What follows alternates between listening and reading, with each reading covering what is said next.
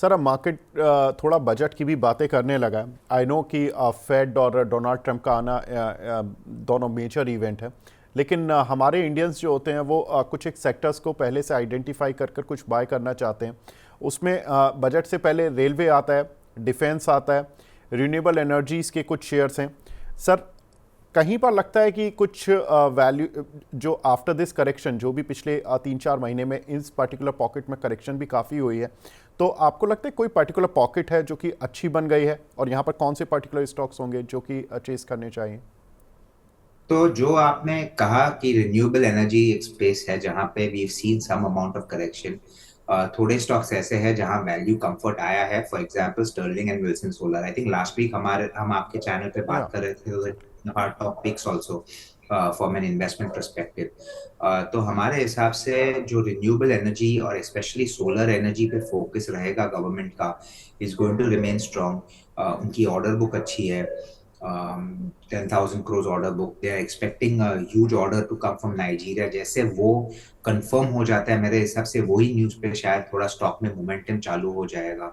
And अगर उनके quarter के नंबर्स अच्छे आए, because the company has guided for a good turnover in the current year, they are talking of close to 8,000 crore turnover, and first half mein they have barely done 2,300 crores. So for them to achieve that 8,000 crores, they are expecting closer to maybe 2,500 crores per quarter for the next two quarters. अगर वो आता है तो operating leverage play out करेगी and we expect that the stock will have all the momentum that it needs to move up. तो वहां एक interest है।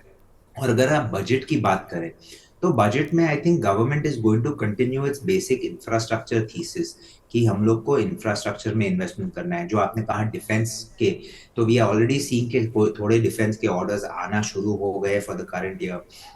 Government has been very poor on its order placement. अगर आप देखें तो government spends are down 20% year on year, तो वो कैच अप करने की जरूरत है। तो वी एक्सपेक्ट कि infra is going to be a big sector that benefits in the next 3 months from government orders. And then जो बजट आएगा उसमें भी government will only increase its infra spend. तो that is one sector one can focus on. Unfortunately वहां पे valuation comfort जो आप बात कर रहे थे वो शायद नहीं है।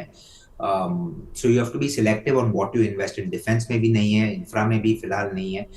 If you go out of the top maybe 300-400 companies, then there are some companies in the infra जैसे एचसीसी है जहां valuation, I mean I won't say valuation comfort, but जो स्टॉक्स रन अप नहीं हुए हैं, सो may be वहां पे थोड़ा मोमेंटम आ सकता है। But I would still be very cautious क्योंकि वैल्यूएशंस काफी पहले से रन अप हो चुके हैं। जी सर, अगर मैं रेलवे सेक्टर में थोड़ा सेग्रीगेट करूं कि लाइक वैगन बनाने वाली कंपनी, बिकॉज वी हैव सीन कि लास्ट वीक में उनमें थोड़ा रैली हुआ था, टीटागढ़ वैगन, जुपिटर वैगन, इन सभी स्टॉक्स में, versus other railway counters like Ircon, IRFC, क्योंकि हमारे काफ़ी सारे दर्शक उन पर क्वेश्चंस भी पूछ रहे हैं। इनमें आपको कोई पर्टिकुलर पॉकेट समझ आती है कि यहाँ पर ठीक है, चलो अगर रेलवे पर आपको प्ले करना है तो this is the safest side? तो रेलवे इंफ्रास्ट्रक्चर स्पेंड जो है वो एक सेफ साइड है जहां पे not all the stocks have run up और जहां करेक्शन डिसेंट आया। अभी एक स्टॉक है रेल विकास निगम जहां पे जी। करेक्शन डिसेंट आया है, वैल्यूएशन उतने ओवरटली एक्सपेंसिव नहीं है। आप वैगन्स की बात करें तो यस वी हैव सीन की लास्ट वीक क्योंकि गवर्नमेंट से थोड़ा न्यूज आया था ऑर्डर्स के लिए, तो we have seen the stocks already seeing some amount of rally. But I think जो भी एक्सपेक्टेशन है कि ग्रोथ आएगा ये स्टॉक्स में क्योंकि गवर्नमेंट का फोकस रहेगा टुवर्ड्स द रेलवे सेगमेंट, वो काफी प्राइस में आ चुका है पहले से। वैल्यूएशन कंफर्ट्स नहीं आ रहे वहां पे। तो Rail Vikas Nigam is one where I have some valuation comfort. फिर if you talk of IRFC और Ircon, IRCON I don't remember valuation multiple क्या है फिलहाल, so I don't want to comment.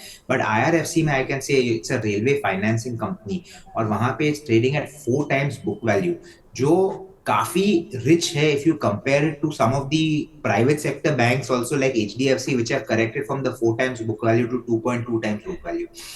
I'm not denying कि इंफ्रास्ट्रक्चर रेलवे में जो इन्वेस्टमेंट्स होंगे IRFC will be one of the participants, but they are not the only participant.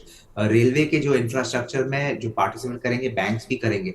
So it's not necessary only to play the financing company which is IRFC, but you can even play some of these banks where they have a focus towards infra spending, where government backing hai for doing the projects. I think all these banks will be willing to lend, which will allow them to grow their books. और banking पे हमारा focus ज़्यादा है क्योंकि we believe कि वहाँ पे valuation comforts है और growth opportunity for the next 3 to 5 years is very very good. बिल्कुल सर, आप आईआरएफसी और इरकॉन के बारे में पूछ रहे थे, सो आई टेल यू कि आईआरएफसी की जो पी मल्टीपल चल रहा है दैट इज़ एट अराउंड 32, और जो इरकॉन का पी मल्टीपल चल रहा है वो 23.5। सो और आरवीएनएल आपकी पसंद है ही थोड़ा बहुत जो आपको लग रहा है, right? Correct. So Ircon also at 23 times, not very very expensive. Um, जो मैंने कहा कि growth is going to happen in the entire spend of the government towards setting up new railway lines, upgrading the lines.